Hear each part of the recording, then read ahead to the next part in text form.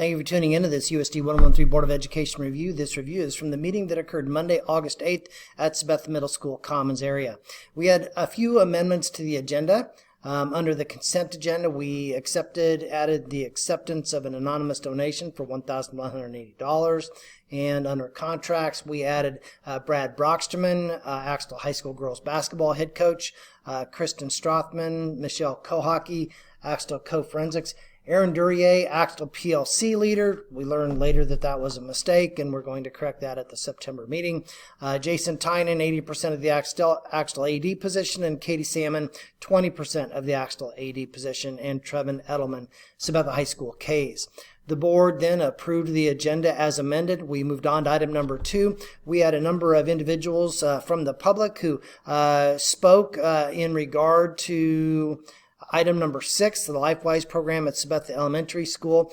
We had individuals speak in favor of it as well as against the involvement in the program of the schools, and they spoke very well, and it was an interesting evening to listen to our patrons and to consider that information for our Board of Education. Under item number 2, we moved on to my report. I shared some information that we are going to be doing some radon testing in the Axtell facility. This is at the request of a staff member who has concerns, and so we're going to see what that's like. We have never done that before, and so that is a different experience, and we're going to learn from that experience, and hopefully we find low levels of radon in that facility and not levels that are concerning. We moved on to the crisis plan, and the board did approve our crisis plan previously a month or two ago at a meeting, and I wanted to share with the board that on the advice of KSDE's Safe and Secure Schools Director John Calvert, we're going to transition from what we called SPAR to the FBI recommended Run, Hide, Fight protocol. So the SPAR was an acronym. It stood for Sprint, Prepare, Attack, Reunify, and of course this is in regard to the eventuality of an intruder in the building. Run, Hide, Fight is the FBI's recommendation for schools and other organizations as they prepare for crisis situations. Run, Hide, Fight is pretty easy to remember. SPAR, I've learned that people don't always remember what that acronym stands for. So anyway, we made that adjustment. The what people are doing or the intent of the crisis plan did not change any with that change, and so I'm pretty comfortable to make that. We just need to change our dialogue so that we are reflecting the recommendation from the FBI at this time. We used before, and this was partially because of the recommendation and donation of a member of the community of the school district to purchase an app like the Lockdown app. The Lockdown app is no longer provided. It's no longer in service. That was an app that allows individuals on a certain campus to communicate with each other through an app, and then that goes to everybody who has downloaded the app and is registered with that facility. This is for employees only, and it's a way to try to keep everybody as safe as possible. It gives communication beyond the reach of a PA system, and the PA system may not always be available in a crisis situation. And so we transitioned from that app to a different app. It's called the Rave Panic Button, and I let the board know about that. We used the remainder of the donated money from the individual who recommended the Lockdown app to pay for that app, and it is going to cost the district a little bit of money in addition to that.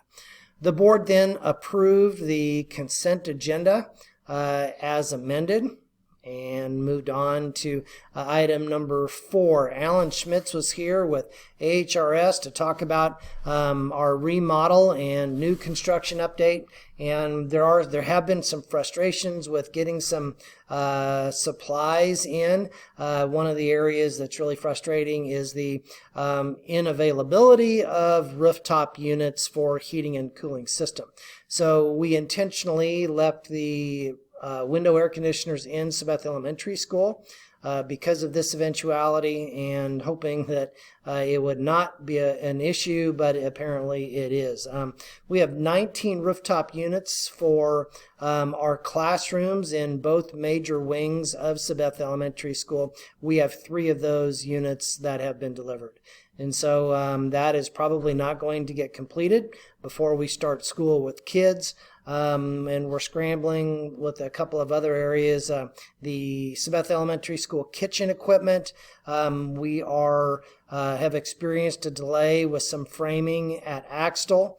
And so we also, on a separate project that's not connected to the remodel new construction, we have a rooftop or an HVAC project also going that impacts Sabetha High School, Axtell, and Wetmore. And that project that's funded through ESSER money is on hold because of the same situation, that we cannot get the rooftop units that were specified in a timely manner. And so anyway, I'm hoping that we get that resolved soon.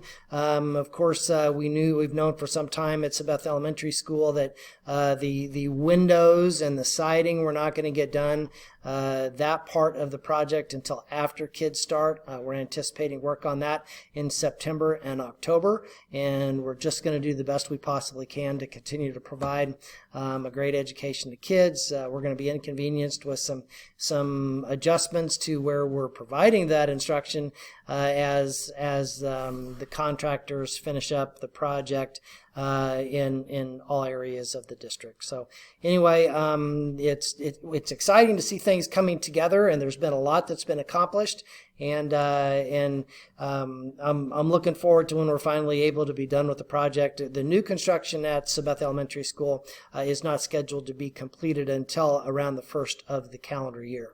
So we're looking forward to all that happening and coming together. Item number 5, the board accepted a generous gift from Kent and Donna Saylor for a total of $45,000. $41,582 of that is going to go to a new Sabetha Elementary School digital sign. The remaining balance is going to go to enhance the lighting in the foyer and the hallway at Sabetha High School. So we appreciate their donations. They've been extremely generous over the years, and we appreciate that. That digital sign will really help the appearance of our Sabetha Elementary School, as well as help the communication there. Item number 6, the board, after a lengthy and very thought-provoking conversation, approved the involvement of Sabetha Elementary School with the LifeWise program. They did not approve LifeWise. They approved our involvement in it. And that what that means is that at some point kids will transition to go with LifeWise personnel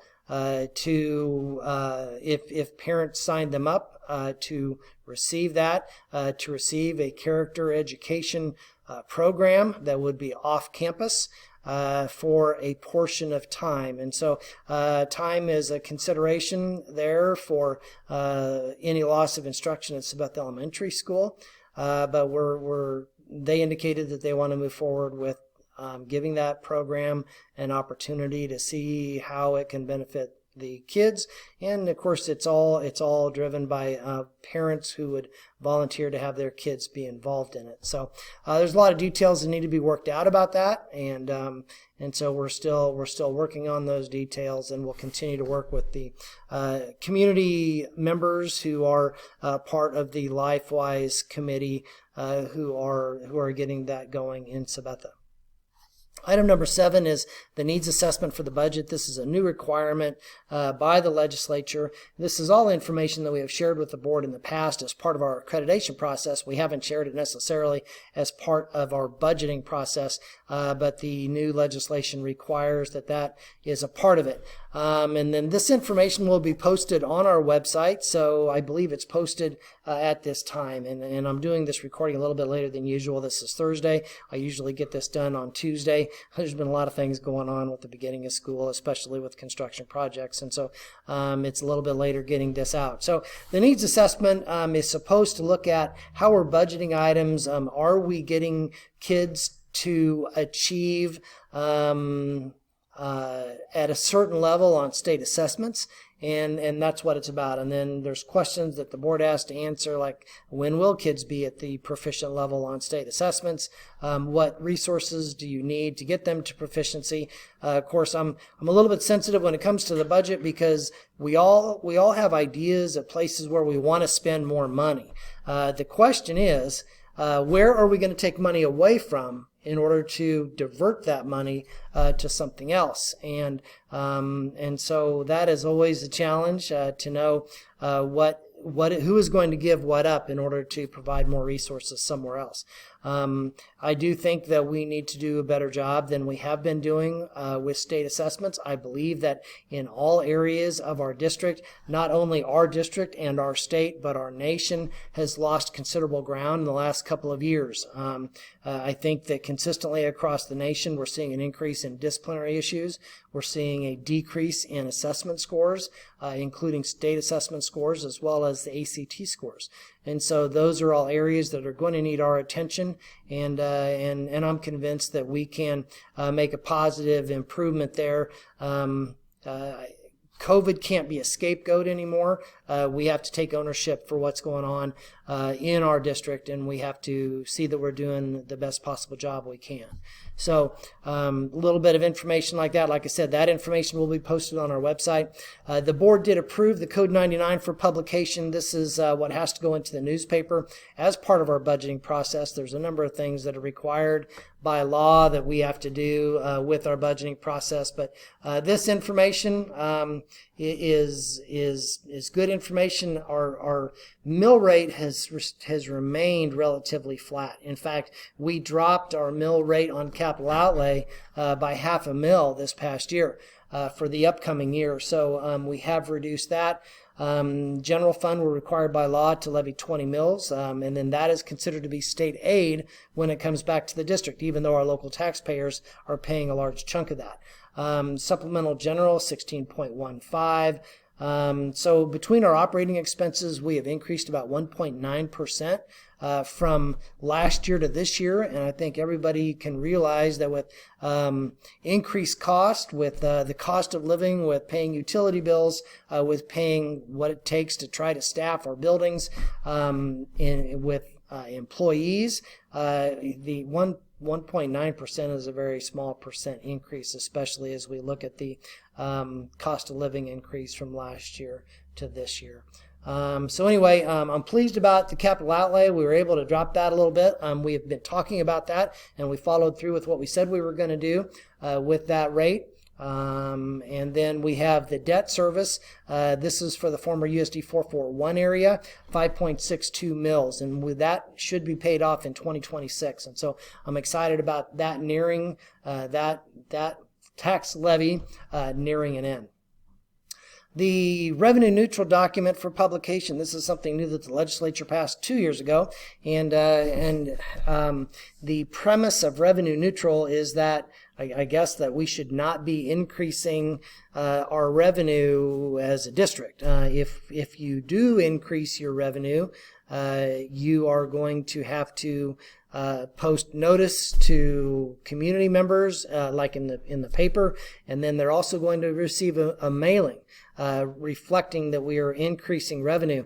If you're going to continue the services we've been providing, revenue is going to have to increase because expenditures are going to have to increase, and that's just a matter of cost of living adjustment. So anyway, we're doing this. We're abiding by the law for revenue neutral. On a personal level, I don't really understand the point of this. We're already having a hearing for the budget.